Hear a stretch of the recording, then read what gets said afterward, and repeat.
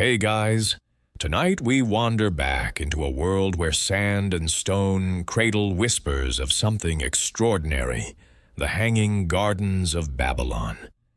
Imagine stepping out under a night sky so clear that the stars themselves look like lanterns hung low above the desert, while below a city hums with life, brick walls shimmering in torchlight.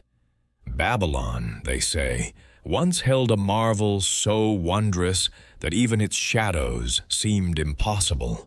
And yes, you probably wouldn't survive the actual trip. Between the heat, the dust, and the occasional wandering soldier, ancient Mesopotamia wasn't exactly an Airbnb getaway. So, before you get comfortable, take a moment to like the video and subscribe. But only if you genuinely enjoy what I do here. And hey, tell me where you're listening from and what time it is in your corner of the world. Now, dim the lights, maybe turn on a fan for that soft background hum, and let's ease into tonight's journey together. You walk through the massive Ishtar Gate, its cobalt blue tiles glowing faintly under moonlight. Lions prowl across the glazed bricks, frozen in eternal stride, guardians of a city where kings carved their ambitions into stone. Babylon lies before you, like a dream balanced on the edge of memory. Wide avenues, bustling markets, and walls so tall they seem to scrape the heavens. Somewhere within, if the stories are true, rises a lush green mountain made by human hands, a garden suspended above the desert floor. Fact whispers quietly here. Babylon was indeed the jewel of Mesopotamia, famed for its walls and temples. The ancient Greek historian Herodotus once called it astonishing, though his descriptions were suspiciously vague. And here's a quirky tidbit. Some say the gardens might have been a kind of ancient green screen, where clever use of plants and architecture fooled visitors into thinking the earth itself was floating. Historians still argue whether this wonder ever existed at all, or whether it was a mirage of the imagination. You move slowly through narrow streets where torchlight flickers against mud brick. The air smells faintly of baked clay, roasted grain, and something you swear might be goat stew. Because, let's be honest, every ancient city probably smelled like dinner and dust. The voices of merchants linger even in the night air, bargaining over copper trinkets and baskets of dates. A musician plucks strings in a quiet corner, and you catch yourself tapping your foot. Proof that even 4,000 years ago, somebody was playing background music for awkward strolls. Above it all, the ziggurat towers, a step pyramid layered in massive stone platforms, pointing upward as if humans wanted to stack bricks high enough to poke the gods. You pause, staring at its bulk, and wonder if the Hanging Gardens rose beside it, climbing up tier upon tier in cascades of green. Palm trees, grapevines, lilies, plants that had no business thriving in this dry desert, supposedly spilled down like a waterfall made of leaves. The desert breeze brushes your face, hot even at night, but you can almost imagine the cool shade under those leaves. Picture a stone colonnade, water trickling somewhere out of sight, a hush falling as you step into an impossible oasis. You reach out in your mind and brush against fronds that might have swayed there, though in reality, you're just waving at the air like someone trying to shoo away a mosquito. There's something hypnotic about walking this path. The Hanging Gardens are not just a question of where, but of if. Did King Nebuchadnezzar too build them for his homesick wife, who longed for the green hills of her homeland? Or did some later historian slip a little too much poetic spice into the story? You find yourself grinning at the thought, Maybe the greatest wonder of the ancient world was basically the ultimate anniversary gift. Forget jewelry, forget vacations, just build your partner a small mountain covered in exotic plants. No pressure, right? Still, as you stroll past clay tablets stacked neatly in a scribe's workshop, you realize something odd. Not a single one of these Babylonian texts actually mentions the gardens. The silence feels almost louder than the claim itself. Perhaps you think the gardens were never here at all. Perhaps they existed only in Nineveh, hundreds of miles away, or only in the shimmering imagination of Greek travelers who wanted every empire to come with a theme park. Your footsteps carry you into a quiet courtyard where the moon casts long shadows over patterned bricks. Water splashes gently somewhere, maybe from a fountain, maybe from someone rinsing pots after dinner. The idea of water in such abundance feels miraculous. In the desert, water is more valuable than gold. The thought lingers as you breathe in the night. If the hanging gardens did exist, their true wonder wasn't the trees or flowers. It was the engineering, the hidden veins of water climbing skyward. And so you settle deeper into the story. The night stretches, Babylon murmurs around you, and the question of myth or reality refuses to answer. The hanging gardens are a mystery waiting to be walked, and you've only just stepped through the first gate. You slip along a shadowed passage where lantern light pools on plastered walls, and you picture the king whose name still clings to bricks like a signature. Nebuchadnezzar, the builder with a calendar full of construction deadlines, and the patience of someone who can actually wait for mortar to dry. You move past glazed bulls and quiet guard posts, imagining a private court where a queen longs for hills she cannot see. Tradition gives her a name, Ametis, born among uplands to the east, where wind skims over ridges and cypress sway against mountain skies. The tale says she misses those slopes, their cool breath and clustered pines, the way the light folds into valleys at dusk. So you imagine the royal couple strolling, he with a head full of blueprints before. Blueprints existed, she with a memory of green in a city the color of sun-baked brick. You're not eavesdropping, you tell yourself. You're doing unpaid emotional cartography.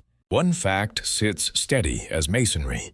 Nebuchadnezzar II rules Babylon from 605 to 562 BCE and turns the city into a showcase, rebuilding temples, strengthening walls, and completing the processional way and the Ishtar Gate.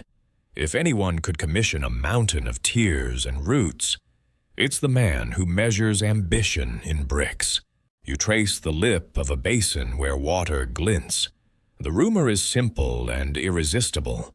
The king vows to bring the mountains to his queen. Not literally. No one is backing a caravan up the Euphrates with a pallet marked 1-1 mountaintop. Some assembly required. But the promise hangs there, tempting as shade at noon. Terraces, colonnades, stone vaults packed with soil, tree roots drinking from channels that crawl upward like tame snakes, an oasis folded into geometry. A guard passes, sandal thudding softly, and you imagine a royal workroom.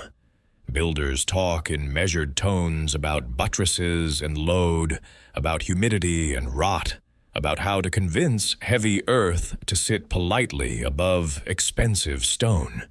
You feel the tug of war between vision and physics, the kind of meeting that ends with someone muttering, "We'll need more rope," which is basically the Mesopotamian version of "turn it off and on again." Here's a curious tidbit often whispered on the margins. Some argue that a water-raising screw, akin to the device later credited to Archimedes, was already turning in Mesopotamia, lifting river water to higher terraces. It's the sort of claim that makes you squint and say, maybe, the way you do when a friend insists they can deadlift a chariot. Could an Assyrian or Babylonian craftsman have built a helical pump long before it got a Greek name? The possibility hums like a hidden gear. You step into a cooler space and picture a Midas brushing a laurel, listening to the murmur of unseen channels. In your mind, shade becomes architecture. Trellises stitched with vine, planters set into terraces so thick with soil that footfalls sound soft, as if each step lands on a muted drum. If a lark sings, someone bribed it with crumbs. If a date falls, it misses the royal head by an inch, because even legends respect personal boundaries. The neutral narrator in you adds context.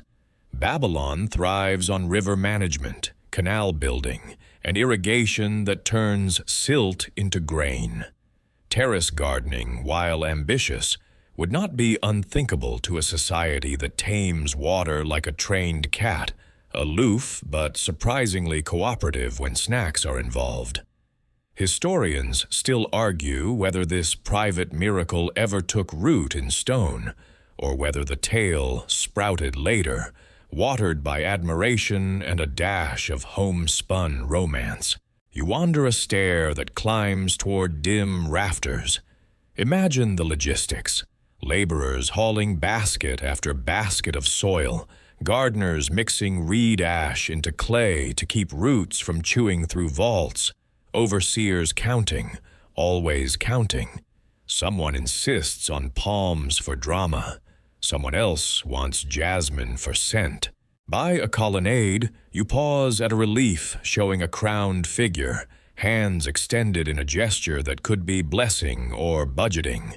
The king imagines a skyline with foliage draped like shawls. He remembers a promise made under the calm counsel of Marduk. Make the city radiant, secure, worthy. Romance mingles with statecraft, because gifts on this scale double as policy. A soft power garden where trees become billboards for prosperity.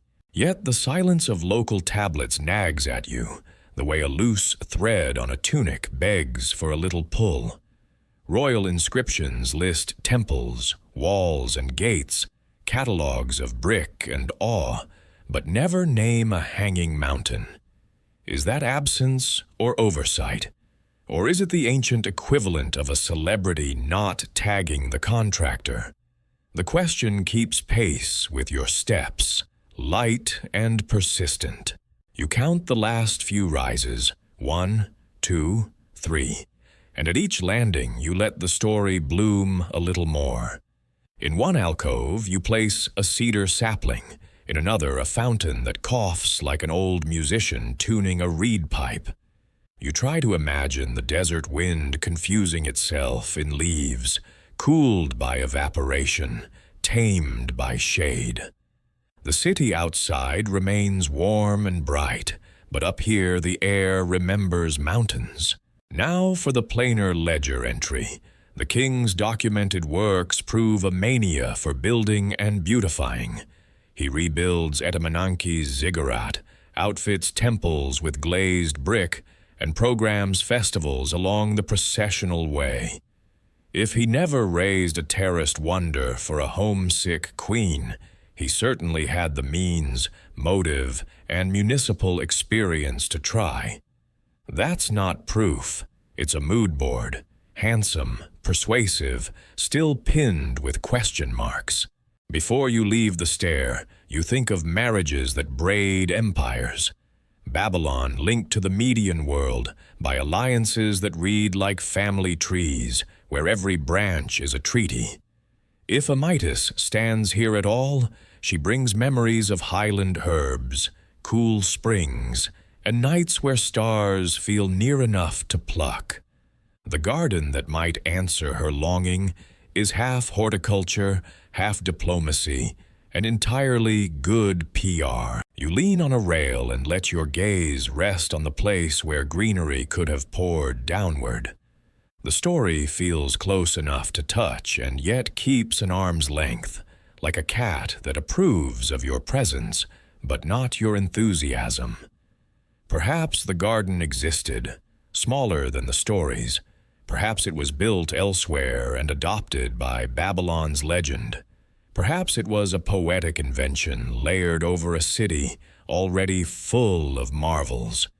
You breathe, slow and even, and let the unanswered settle like dew. You ease from the railing onto the next landing, where cooler air pools as if the stones keep a secret. The floor answers with a hollow note, and you picture the honeycomb beneath, arches on piers, rooms under rooms, the skeleton that lets earth and trees pretend to float. A brick the color of baked sunrise meets your fingertips, dense and sure, a fragment from a kiln that once glowed like a tame star. Plain fact steadies the scene. Builders along the Tigris and Euphrates set baked bricks with bitumen, sealing walls, quays, and temple foundations. Irrigation was their language. Canals turned wild flood into bread. If terraces rise here, they use the same grammar, spoken vertically. You follow a parapet where square openings drop into the structure like throats, vents, service shafts, chutes that carry water where gravity helps and persuade it where gravity refuses. The air smells of minerals and wet clay. A gardener slips past with a jar, stride neat and careful, the gait of someone who knows water is courted, not commanded. In your mind a mechanism stirs. Walkers pace a capstan, a chain grinds over a wheel, buckets descend into a reservoir and climb glittering, tip across a lip, and clatter back to begin again. Call it a chain pump, call it very determined pottery. Either way, the sound is a heartbeat. Historians still argue whether such machinery stood on these platforms, or whether rows of shaduffs, counterweighted levers, did the heavy lifting in graceful rhythm. A quirky rumor trails behind. Some enthusiasts sketch an early water screw turning inside a wooden sleeve, cranked by oxen, an ancestor of the device later credited to Archimedes. Maybe it was real. Maybe it's the past photobombing itself. You file it under respectable speculation, right next to cats enjoy bath time. The foreman in your head keeps the math. Soil is heavy, especially when it drinks.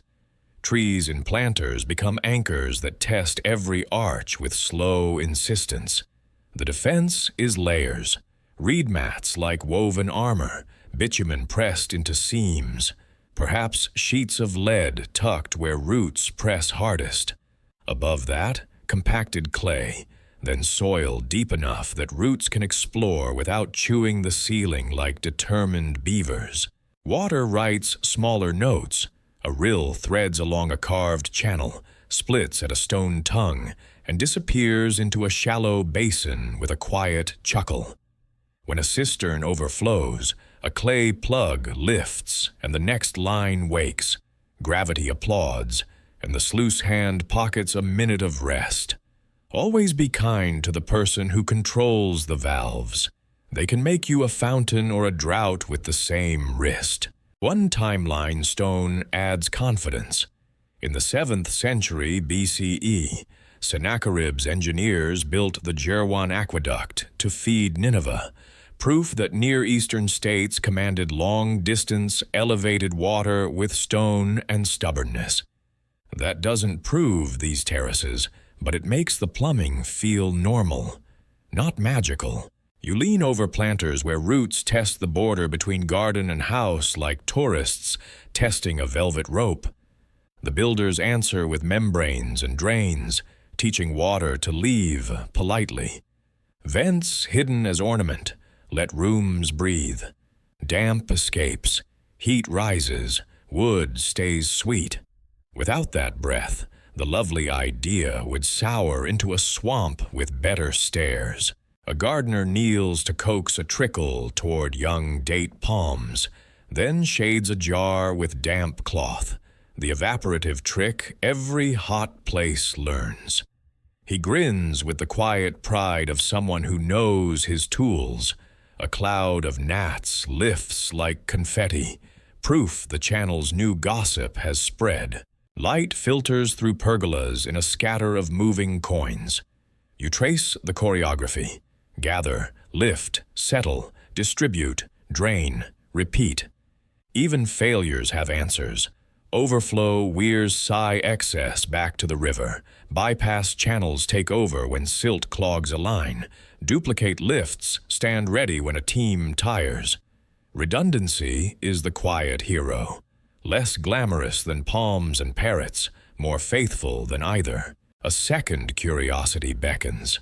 Some late writers use hanging to mean overhanging, and a few modern interpreters picture projecting galleries with planters like theatrical fringe. Maybe that's too modern. Maybe it's exactly the flourish a palace would attempt to impress visitors and tempt pigeons with affordable lofts. Somewhere, a pigeon homeowners association is drafting bylaws about olive theft. Down by the intake, the river winks between palms. Reeds and gravel filter silt that would love to commute into the plumbing. Workers scrape screens, rake deposits, and mutter the timeless line of maintenance crews everywhere. It looked clean yesterday. Scheduling becomes civic art. Gardens drink in the cool hours, workshops in the heat, fountains when courtiers need a reason to linger. The plant list reads like a soft poem: palm for height and dates, fig for sweetness, pomegranate for lantern red punctuation, vine for shade and gossip, willow for grace where water lingers.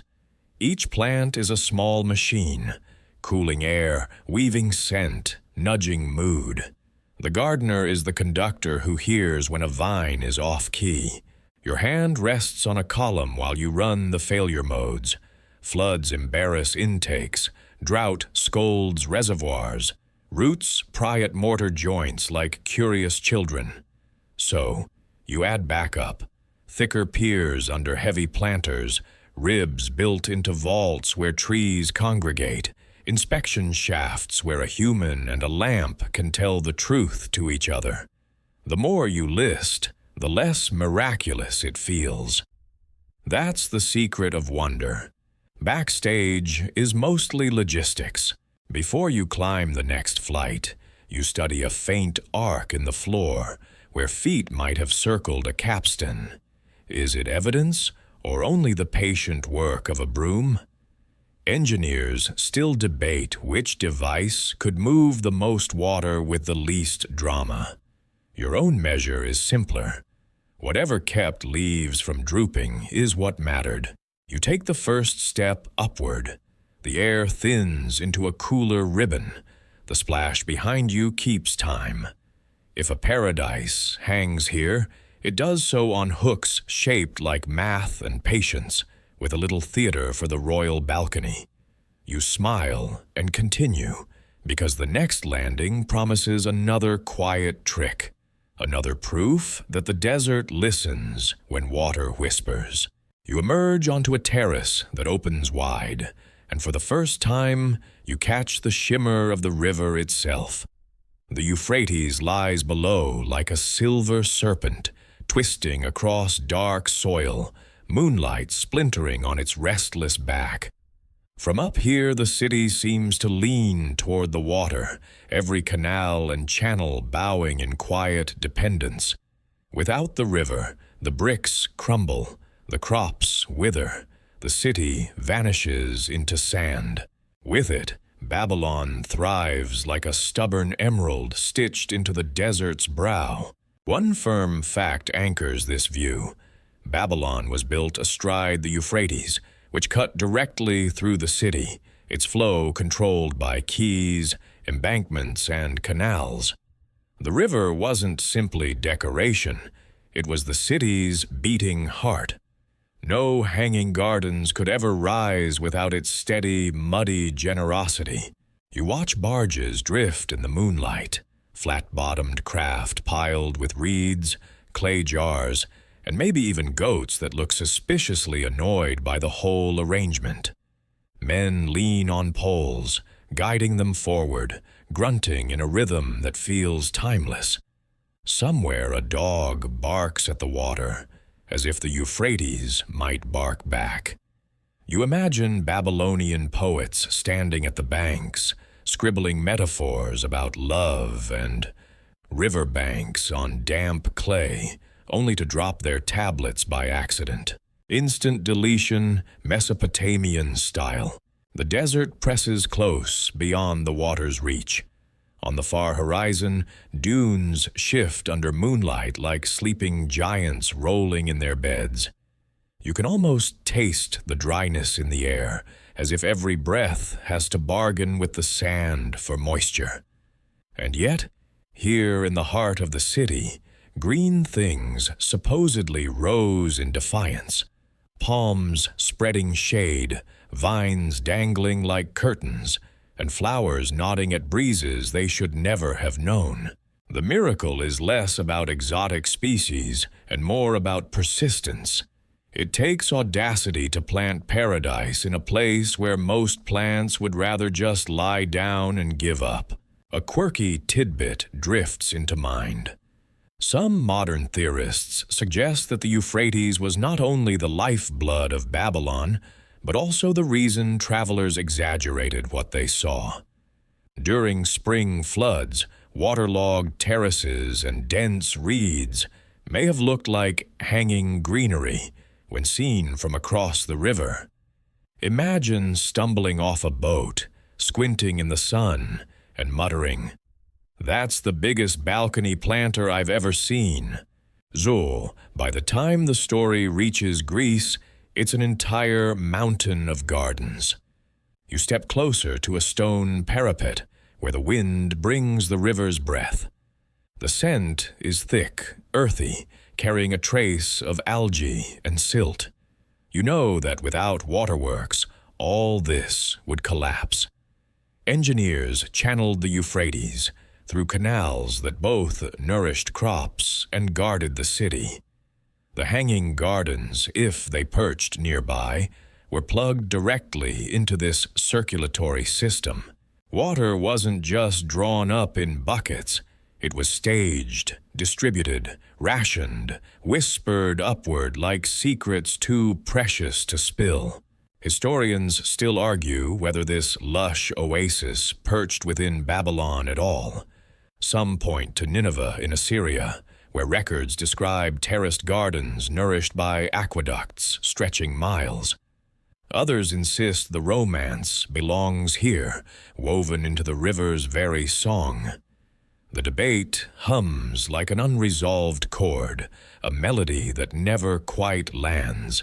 You stroll along the terrace edge, the Euphrates below murmuring like a storyteller with a hoarse throat. From this height, the water looks soft, almost silky, but you know it can roar. Flood season turns it wild, carrying branches, livestock, and the occasional free sample of someone's unlucky granary. It's both gift and threat, a house guest who waters your plants but occasionally steals your couch. Babylon learned to live with it, build around it, redirect it, argue with it through channels and dams until both sides compromised. Above your head, a vine drapes from a trellis, leaves trembling in the night air. You reach out, fingers brushing a curl of green, and you imagine how gardeners must have watched anxiously for every droop, every yellowing edge. In the desert, a wilting leaf was a minor tragedy. Keeping an entire hanging paradise alive was less a dream and more a full-time job with no weekends off. Someone had to climb those stairs with a bucket every morning, muttering, "Why couldn't she have just wanted a puppy?" Further down the slope of the terrace, a fountain burbles. Nothing grand, just a stone basin where water spills, looping endlessly in a trickle. Its sound blends with the river's rumble, a duet of near and far. You pause to listen, realizing that for ancient Babylonians, this music would have been luxury. In a world of dust, the noise of water was lullaby and proof of power. To own water was to own time. To lift it high into the air was to own legend. The desert horizon fades into darkness, leaving only the river's shimmer. For a moment, you imagine what foreign envoys might have felt arriving here, sailing upriver, catching sight of walls that defied the sky. And then, perhaps, terraces green with foliage dangling where no tree should grow. The shock of it would have etched itself into memory, retold in taverns, retold again on ships, magnified until rumor hardened into marvel. You lean your elbows on the stone, listening to the river breathe. It doesn't matter whether the gardens were here or somewhere else, or even if they never stood at all. The Euphrates carries the possibility, and possibility is often the more powerful truth. You smile, letting the water's voice fill your ears, and step slowly toward the next tier. You follow the stair as it curves upward, and the terrace, quiet, gives way to a hall where foreign voices mingle. The air smells faintly of olive oil and dusted parchment, an unmistakable scent of travelers who record more than they wash. You brush past a colonnade and step into the imagined gaze of strangers. Greeks, centuries later, standing where you stand, sketching word pictures that would outlive stone itself. Here is a steady fact. Most of what we think we know about the Hanging Gardens comes not from Babylonian tablets, but from Greek and Roman writers, Strabo, Diodorus Siculus, Philo of Byzantium. They describe terraces rising one upon another, trees shading vaulted walkways, machinery lifting water as from an endless well. These are second-hand accounts, centuries removed from Nebuchadnezzar, yet they drape Babylon in lush embroidery. You picture Strabo, the geographer, tugging at his tunic while squinting at the horizon. He writes of vaults made of baked brick, waterproofed with asphalt and lead, supporting masses of soil deep enough for roots. Diodorus, meanwhile, channels earlier historians, painting a picture of an artificial mountain lush with every kind of plant. In their words, the desert city becomes a hanging Eden. You nod slowly, half enchanted, half suspicious, because you've seen how travel reviews get exaggerated. One donkey ride too long, and suddenly the entire inn has the worst food in Mesopotamia. A quirky tidbit tickles the mind. One account insists the gardens were square, each side about 400 feet, with terraces rising step-like toward the center. That sounds suspiciously like a pyramid that misplaced its geometry and decided to become a houseplant. Whether it was precise measurement or poetic math, you can't help but imagine a Greek scribe whipping out a stylus and declaring, close enough." The courtyard echoes with imagined arguments. One scholar swears he heard water wheels creak. Another insists there were chain pumps disguised as sculpture. A third claims the roots were set in layers of stone, lead, and reeds, so that water dripped down like rain. They cannot agree, but they all agree it was magnificent. Historians still argue whether they were describing Babylon, Nineveh, or simply the greenest wish their minds could summon after crossing too many deserts. You drift closer to their campfire scene. Diodorus speaks of a king building the garden to please his wife, echoing the romance you've already walked through. Others hedge, noting how no Babylonian record confirms it. The contradiction hangs there, heavier than any stone vault. Were the Greeks dazzled by ruins they only half understood? Or were they describing a real wonder that locals saw no need to brag about, because it was already part of their skyline?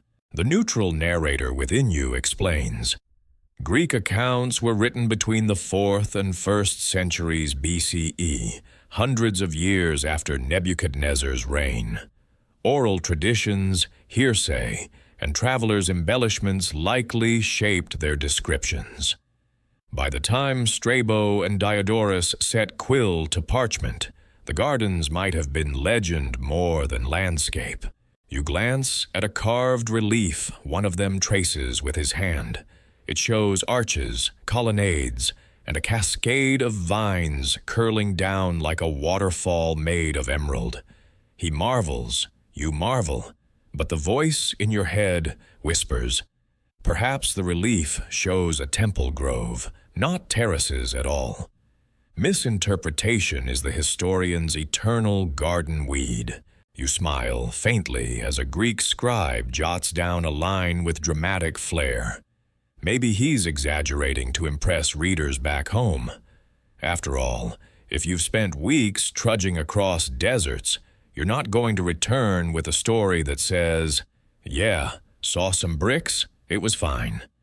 No, you return with tales of impossible gardens, of machinery that defied rivers, of a city that grew its own mountain. It's the ancient version of posting only the flattering vacation photos. Nobody Instagrams the goat bites. Still, something lingers in their awe that feels genuine. Their words, however embellished, circle around a kernel of truth. Somewhere, somehow, they saw greenery where none should have been. Whether it was Babylon's clever irrigation, a palace courtyard mistaken for a wonder, or an actual terraced marvel, the impression was strong enough to echo through centuries. The fire dies down, and the Greeks lower their voices. One of them points skyward, speaking of the stars, comparing the terraces to constellations hung above Earth. You watch his hand move in arcs, weaving myth and geography together until the line blurs. That's the true gift of their stories. They made Babylon sound like heaven, leaning down to brush earth with leaves. You step back from the circle and let the chatter fade. The gardens, as seen through Greek eyes, are no longer construction sites or irrigation puzzles. They are theater, romance, and bragging rights rolled into one. And whether the stage was real or imaginary, you find yourself caught in the applause. You climb another stair, half expecting to see ivy curling down in bright cascades, but instead, the night opens onto emptiness. Stones lie silent, their edges worn, their surfaces chipped as if time itself sharpened a chisel. The air here feels different, hollow, waiting. If the hanging gardens ever stood on this very ground, their roots have fled, their leaves dissolved into dust. What remains are only blocks, broken walls, and the whisper of something once magnificent. Here's the plain fact that presses like weight. Not a single piece of archaeology at Babylon has been confirmed as belonging to the Hanging Gardens. Excavations have uncovered temples, ziggurats, the Ishtar Gate, and palace complexes, but never terraces that match Greek descriptions. The ruins speak, but not about this wonder. You wander into a crumbled courtyard, weeds pushing through cracks as if mocking the legend. A shard of glazed brick gleams faintly in moonlight, blue, flecked with gold, perhaps once part of a wall that dazzled visitors. You pick it up, brush dust away, and then laugh softly. You're holding a piece of real history and still wondering about a maybe garden that refuses to show up. It's like finding a treasure chest and complaining it doesn't contain your favorite snack. A quirky tidbit drifts in. In the 19th century, when European explorers dug through Babylon's ruins, some of them insisted that underground vaulted chambers might have been the garden's foundations. Later, scholars rolled their eyes, noting they were more likely storage rooms or parts of the palace. The debate left trenches, theories, and the occasional disgruntled camel watching people argue over holes. You walk further, and silence grows heavy. Torches sputter against high brickwork, casting jagged shadows. The stones seem to lean inward, listening, but offering no testimony. The absence itself becomes a character, a void where myth should anchor. Historians still argue whether the gardens existed here at all, or whether the Greeks embroidered fantasy onto the blank spaces of Mesopotamian ruins. You pause at the base of what was once a grand wall, its lower bricks still solid. The upper tiers crumble, and grass clings desperately in cracks, stubborn and out of place. Your imagination wants to replace them with palm fronds and grapevines, but the ruins resist, stubbornly bare. Time has turned the supposed wonder into a riddle with missing pieces, like a puzzle lost under the couch, where half the picture is just gone forever. From somewhere nearby, you hear water, just a trickle through an old canal, half choked with mud. It feels like a ghost of the Euphrates, faint, mocking. You close your eyes, listen hard, and imagine it swelling into channels that once climbed to terraces. But when you open them again, only stones stare back. You lean against one, the surface still warm from the day's sun, and think about how absence can be louder than presence. The hanging gardens might never have left a single root behind, but their silence fertilizes stories. The emptiness forces you to imagine, to fill in the void with green, to paint vines on blank bricks. In a strange way, the missing evidence is what makes the legend so alive. If archaeologists found it tomorrow, would the wonder shrink into diagrams and footnotes? Maybe it's better this way, uncertain, unpinned, suspended like a dream. As you step back into the ruins, you crack a quiet smile. Maybe the gardens never hung here at all. Maybe they're still hanging in your mind, which, let's face it, is much easier to water than a 3-story palm tree. You leave the hollow ruins behind, dust clinging to your sandals, and wander north in thought more than in footsteps. A different city rises in your mind. Nineveh, capital of Assyria, fierce rival of Babylon. You picture walls stretching like stern eyebrows, palaces stuffed with carved slabs, canals threading the landscape like purposeful scars. Here, some scholars suggest, the true hanging gardens might have bloomed, not in Babylon at all, but in the heart of Assyrian power. The fact sits firm. King Sennacherib of Assyria, reigned 704–681 BCE, boasted of building terraced gardens in Nineveh, nourished by an aqueduct system so advanced it carried water across valleys on stone arches. Archaeologists have traced the remains of these aqueducts, proving their scale was no idle boast. If any ruler had the infrastructure to pull a mountain of greenery out of dust, it was Sennacherib.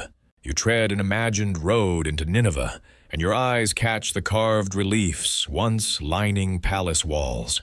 There they are, rows of trees sprouting on stepped terraces, men carrying baskets, streams trickling across etched stone. The vision feels like proof. The Assyrians drew what they saw. Yet history's filing cabinet got messy, and centuries later, Greek visitors might have misattributed Nineveh's marvels to Babylon, the more famous city. You can almost hear a scribe muttering, "Hey, close enough," while future historians groan. A quirky tidbit branches off here. Some translations of Sennacherib's inscriptions describe his gardens as a wonder for all people. That very phrase echoes the Seven Wonders tradition centuries later. Did Nineveh plant the seed that grew into Babylon's legend?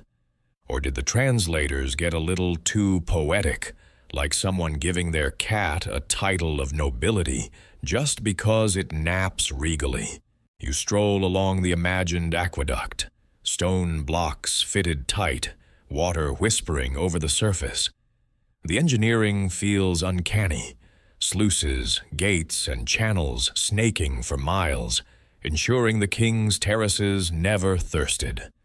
If you squint, you see oxen trudging in circles to drive water-lifting devices, and gardeners scattering seed with the casual authority of men who know they're working on a royal miracle. Historians still argue whether the gardens remembered by Greeks and Romans were here, in Nineveh, rather than in Babylon. The debate pivots on silence. Babylonian tablets say nothing, while Assyrian inscriptions boast loudly. Perhaps the Greeks stitched together scraps of rumor, assigning the marvel to Babylon because it sounded grander. Or perhaps both cities tried to outgreen each other, one with walls of brick, the other with arches of stone. As you pass into a shaded courtyard, you imagine Sennacherib's pride. He calls his gardens a mountain built of stone and planted with trees, an artificial hill rising above Nineveh. Vines dangle, pomegranates glisten, palms fan the sky. Courtiers stroll in the cool shade, marveling at the view, while envoys from far-off lands gape and write home about a city that made mountains by hand. You pause, smile, and mutter to yourself, whether Babylon or Nineveh, the moral is clear. Never underestimate a ruler trying to impress dinner guests. It's the ancient version of overwatering your succulents just so a neighbor compliments them. Some things never change. The night deepens, and you let both cities blur in your vision. Babylon's fame and Nineveh's proof tangle together like vines on the same trellis. Maybe the Hanging Gardens are not a single place, but a shared ambition, a green dream both empires tried to plant against the desert's stubborn breath. You slip through a shadowed corridor where shelves sag under the weight of clay tablets, their wedge-shaped marks pressed in neat lines like rows of tiny footprints. The smell of baked earth lingers, and you imagine scribes hunched by lamplight, styluses tapping against soft clay, while the city outside hums. These tablets hold contracts, omens, tax lists, hymns, an entire civilization whispering in code. If the Hanging Gardens existed, surely someone must have mentioned watering schedules or royal shrub maintenance, Thursdays at dawn. One plain fact whispers here. Despite thousands of recovered cuneiform tablets from Babylon, none describe the Hanging Gardens. We read about walls, temples, even irrigation projects, but no text says, "And behold, the king built a mountain of trees." That silence is as puzzling as the legend itself. You lift one tablet and squint. Lines of numbers, tallies of grain and silver. Not very poetic. Another carries omens, eclipses, storms, sheep entrails. You decide not to dwell on that one. Still no mention of palms dangling from terraces. You sigh. It's like searching an ancient filing cabinet and finding only grocery receipts. Somewhere, a Babylonian accountant would be smug about how well his records survived. Yet curiosity keeps tugging. A quirky tidbit emerges from the dust.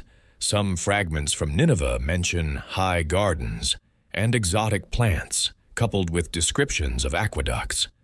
Translators argue over every wedge. Was it terrace or platform? Trees or reeds? When a language is partly guesswork, a single sign can change a story. One scholar jokes that Sumerian scribes basically invented bad handwriting, forcing modern experts to squint until they see whatever they hoped for. You imagine clay maps etched with rivers, dots, and zigzag lines marking canals. To most people, they look like doodles. To engineers, they are blueprints. One tablet even describes Sennacherib's aqueduct in technical detail, celebrating how water was carried over deep ravines by arches of white stone. The phrasing is proud, a king showing off. You almost hear him bragging, "Check out my plumbing," which you admit is a weird flex but effective. Historians still argue whether these scraps prove the gardens stood in Assyria rather than Babylon.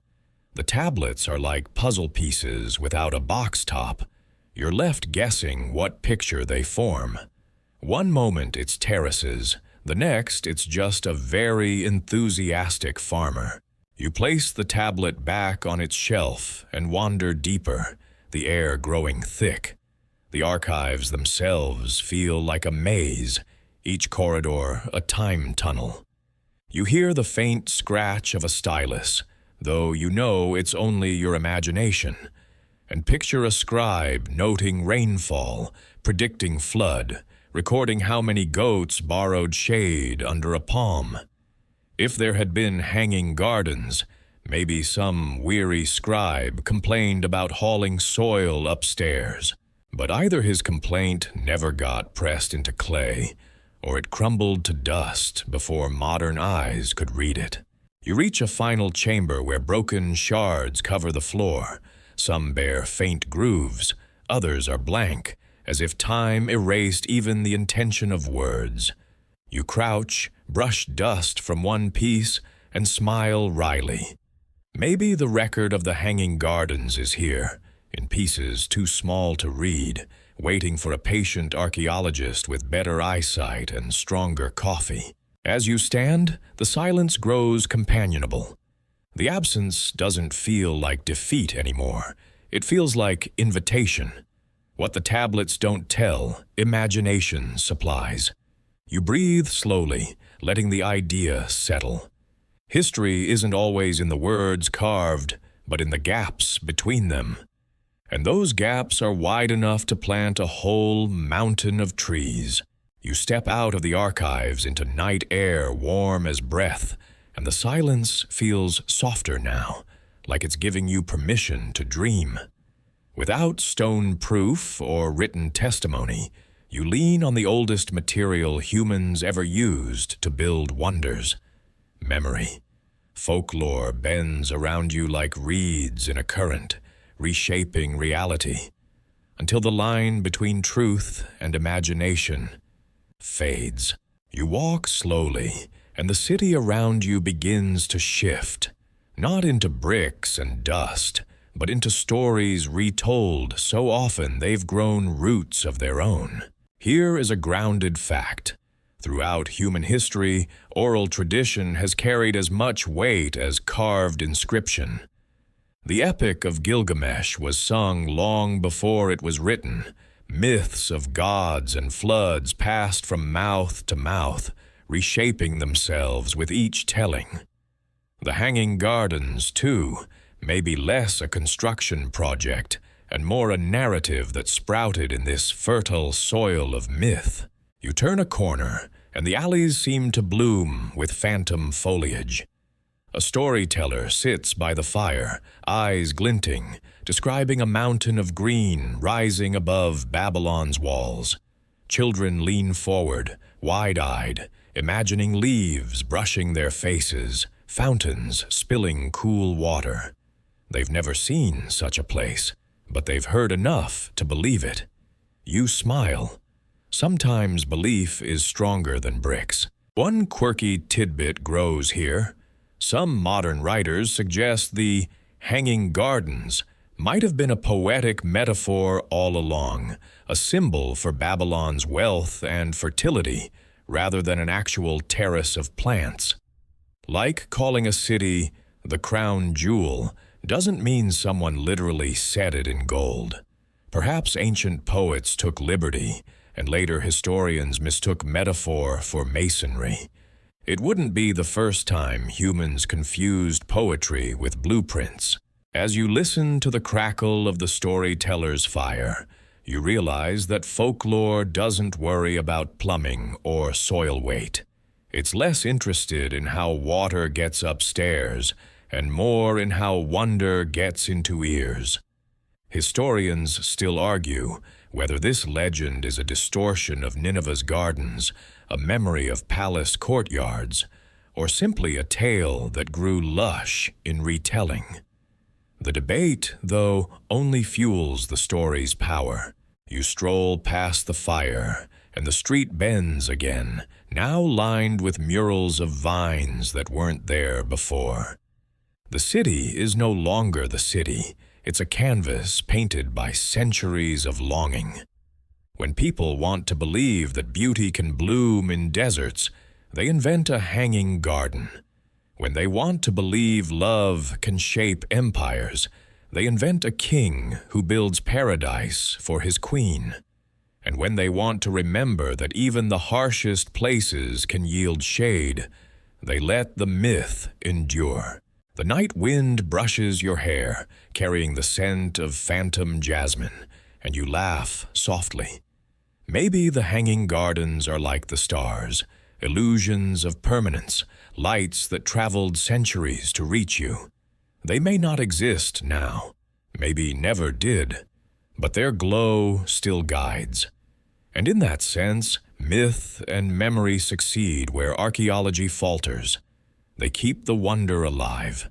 You walk further into the cityscape of stories, and the night air seems charged with the pulse of rivalry. Babylon and Nineveh weren't just neighbors.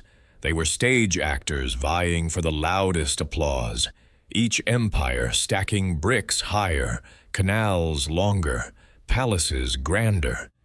You imagine their kings sitting on opposite thrones, each muttering the ancient equivalent of, "Anything you can build, I can build bigger." One steady fact anchors this thought.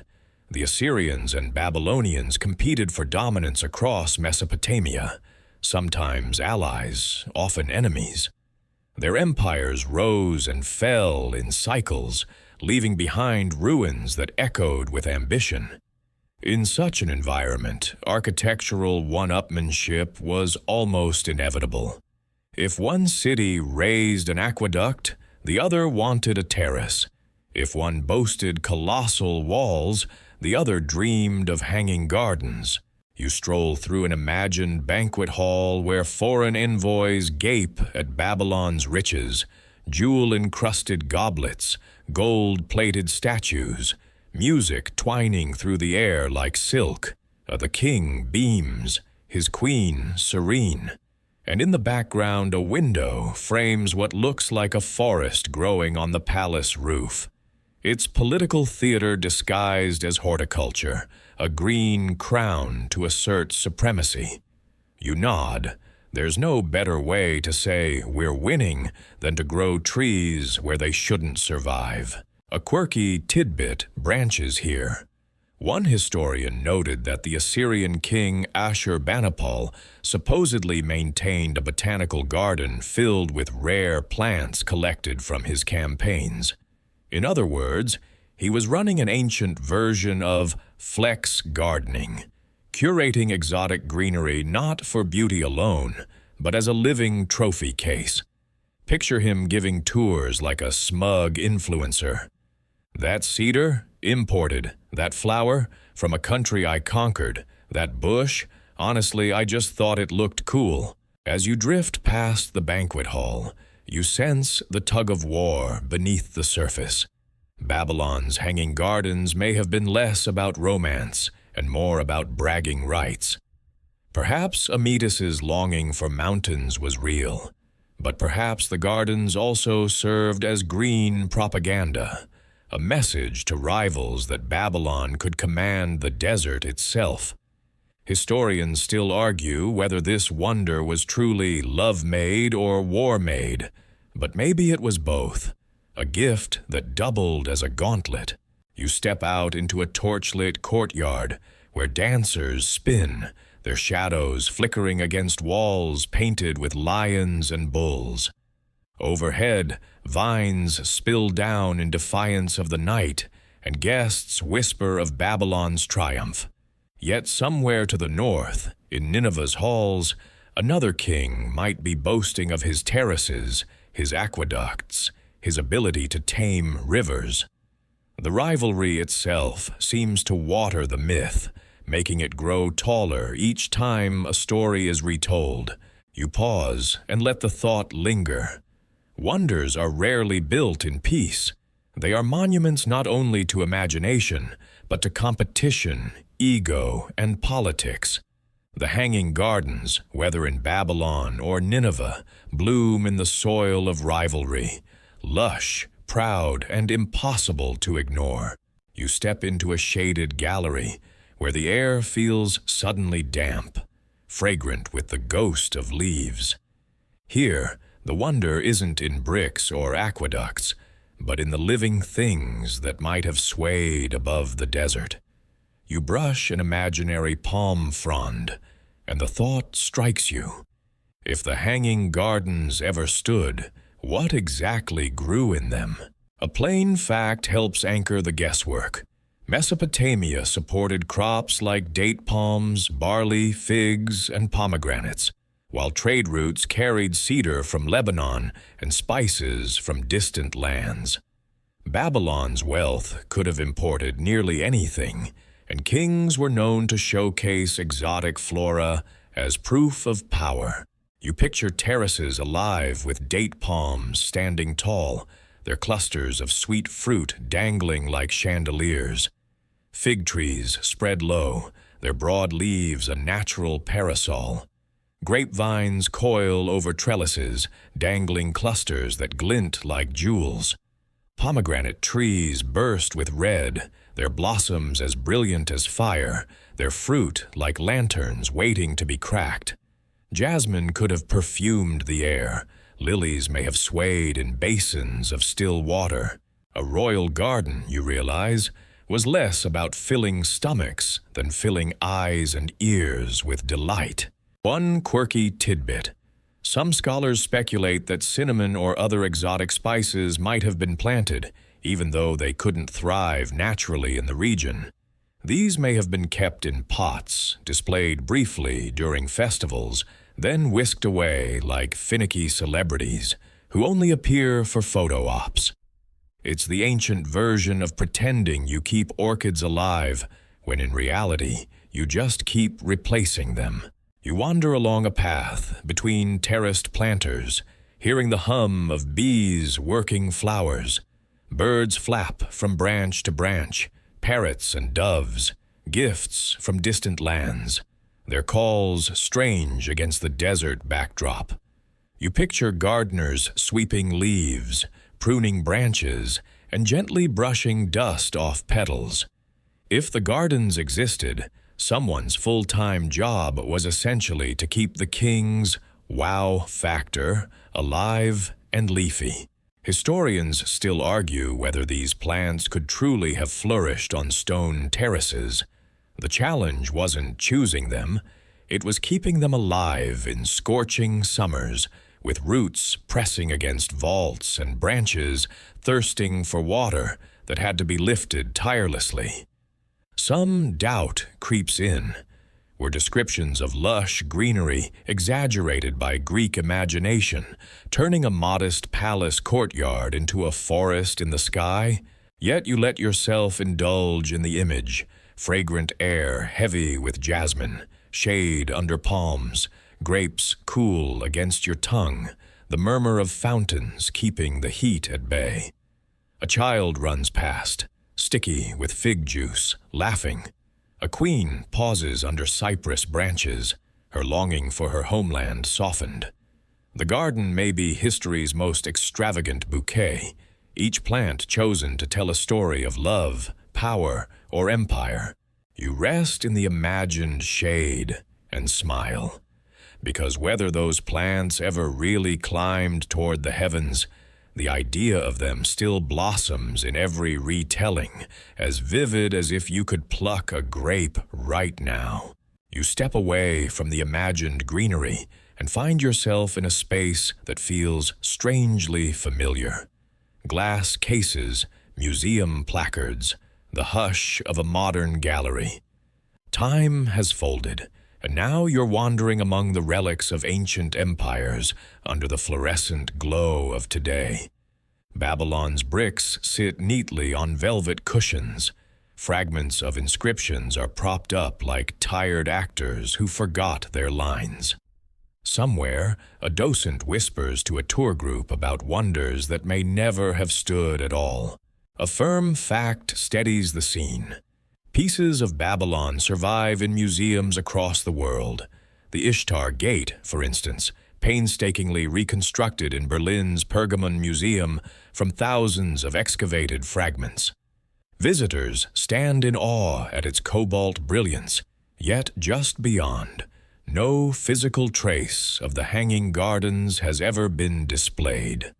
The absence is palpable, like walking into a gallery expecting a masterpiece, only to find a blank wall with a plaque reading, "Lost to Time." You pause at a case where a small clay tablet rests, wedge marks scratched across its surface. The card says "Astronomical Diary." Not a word about terraces or vines, only notes about eclipses, markets, and beer rations. You grin. Leave it to archaeologists to remind you that people then were as ordinary as we are, concerned less with hanging paradises and more with making sure there was enough ale to survive a hot day. A quirky tidbit emerges here. In the 19th century, European travelers sometimes claimed to see strange earthworks in Mesopotamia that they insisted were remnants of the gardens. Some even drew sketches of terraced mounds with goats grazing on them. Later, scholars confirmed these were just regular hills, sometimes ancient trash heaps. It's a reminder that wishful thinking can turn any pile of dirt into a world wonder, at least until someone checks the goat situation.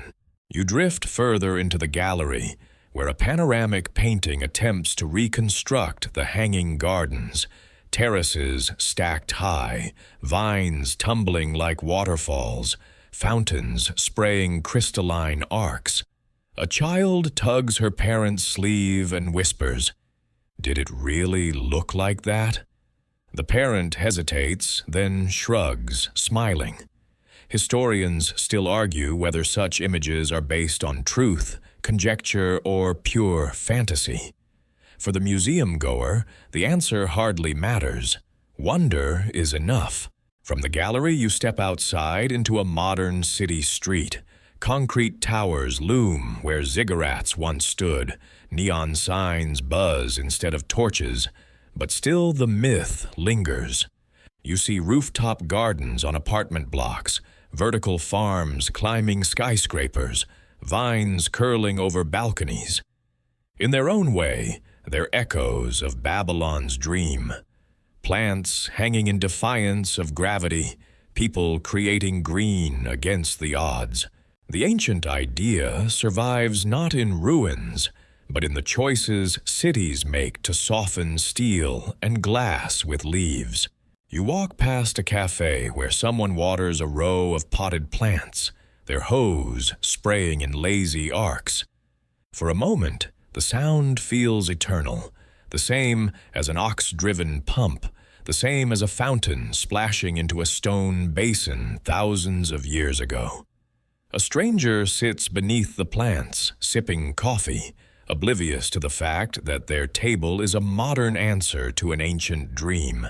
You pause, smile, and breathe deep. The Hanging Gardens may not stand in brick and root, But in every rooftop garden, every greenhouse, every vertical wall of ivy clinging to glass, their echo thrives. History has a way of transplanting its wonders, letting them grow in new soil, long after the originals may have vanished.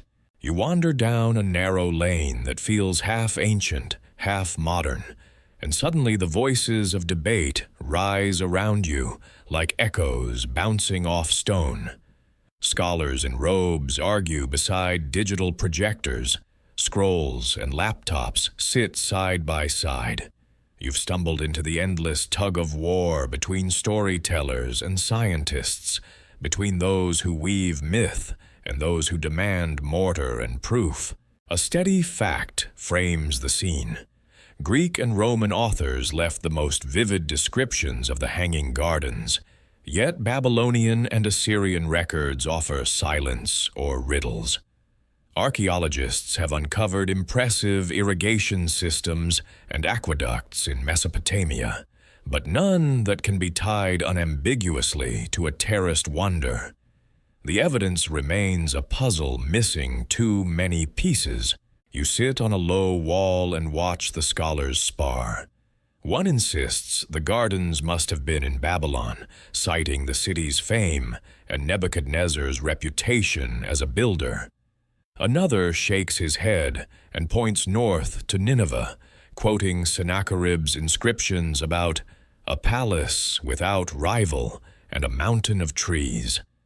A third suggests the entire story may be symbolic, an allegory of abundance, not a blueprint. Their words swirl like dust storms, each gust reshaping the picture.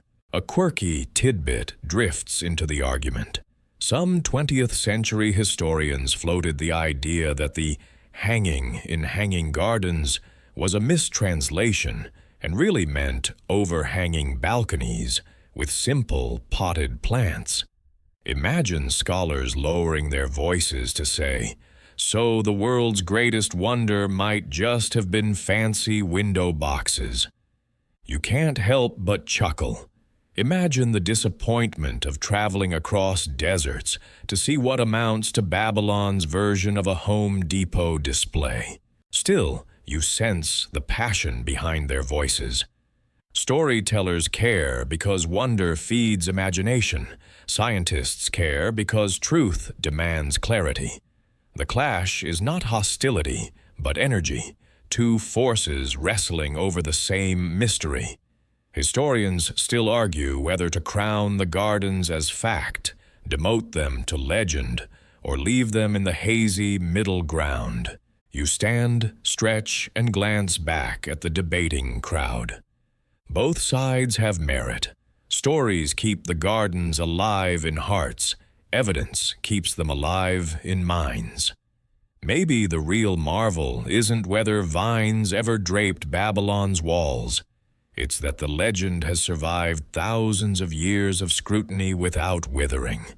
Like a stubborn tree, it keeps sprouting new shoots no matter how often it's pruned. As you walk on, the noise of argument fades into the night, leaving you with a curious comfort.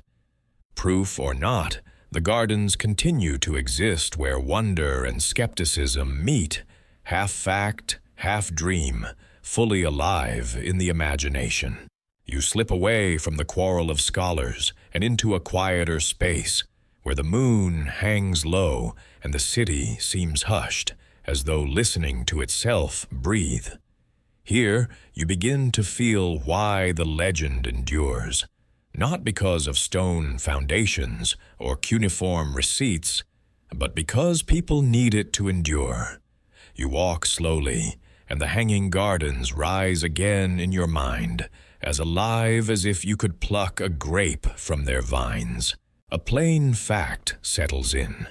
The Hanging Gardens became one of the 7 wonders of the ancient world, listed alongside the Great Pyramid and the Colossus of Rhodes. Even if their physical presence is uncertain, their place in cultural memory is secure. Carried forward by lists and retellings, that gave them equal rank with monuments that still stand today.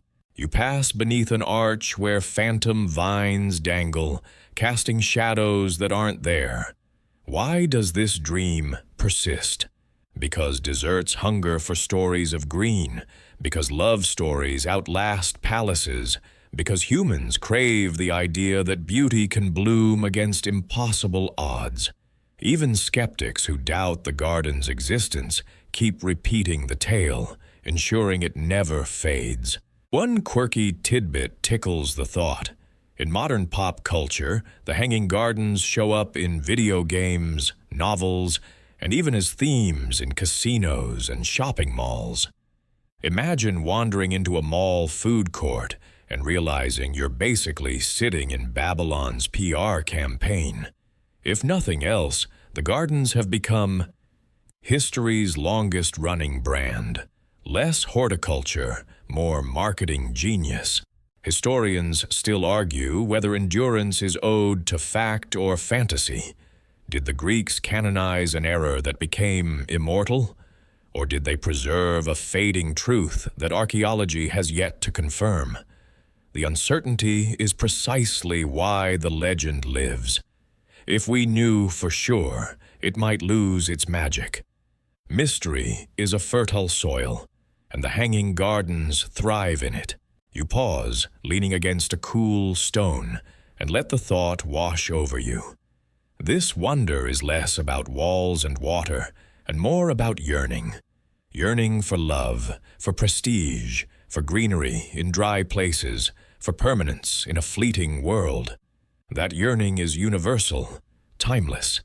Every rooftop garden, every vertical farm, every flower pot dangling from a balcony is a small echo of that same desire. As the night deepens, the gardens shimmer faintly in your imagination, half remembered, half invented, entirely unforgettable. Whether they once stood in brick and vine, or only in human longing, they remain suspended in time, their roots planted firmly in the soil of wonder itself. You step into the last terrace, higher than all the others, where the city dissolves beneath you in a quilt of shadow and starlight.